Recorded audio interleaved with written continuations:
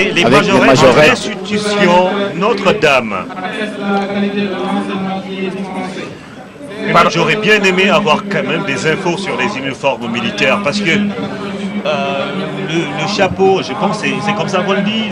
La casquette. La casquette et tout ce qu'ils ont comme atout, ça veut dire quoi justement? Vous savez, on appelle ça tenue de cérémonie. Une cérémonie, ça demande quoi? Ça demande la beauté, la solennité. Sans pour autant verser dans une certaine exagération, il faudrait quand même que les gens soient parés de leurs meilleurs atouts. Donc c'est pour cela que les gens ont imaginé certains accessoires qui peuvent rendre la tenue encore plus belle. Et comme vous le disiez tout à l'heure, le doing business, par exemple, quand on le fait, c'est par rapport à l'environnement des affaires.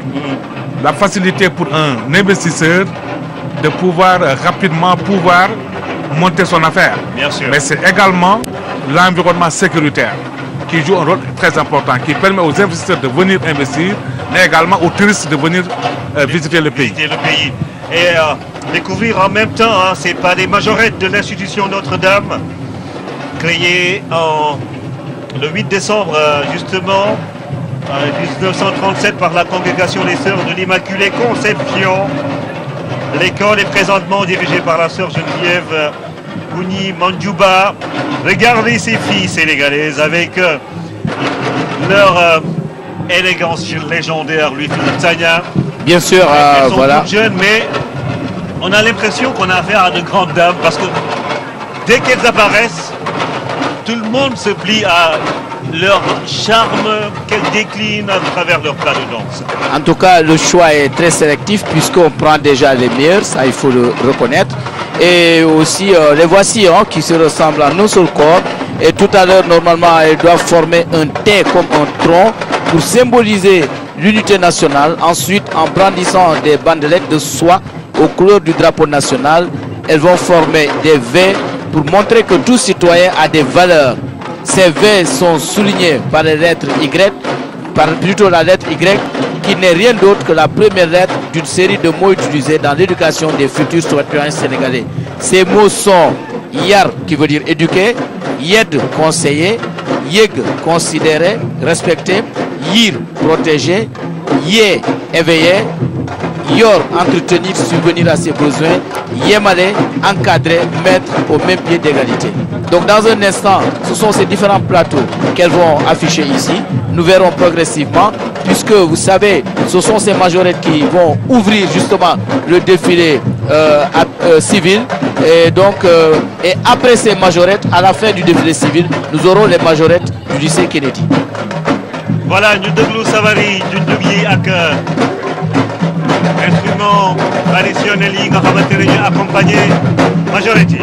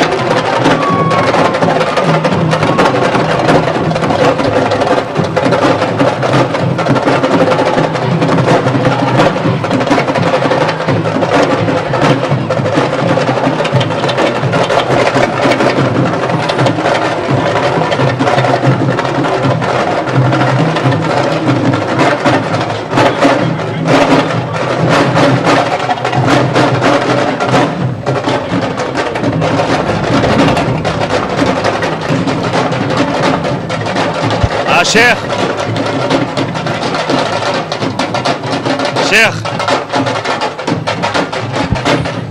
Ah. Cheikh lii rafet na machallah soo xoolee couleur u xale yi ak tapis rouge bi da lay fàttali drapeau Sénégal vert jaune rouge. Vraiment les majorettes de Notre-Dame, gàcce galama, bravo les filles.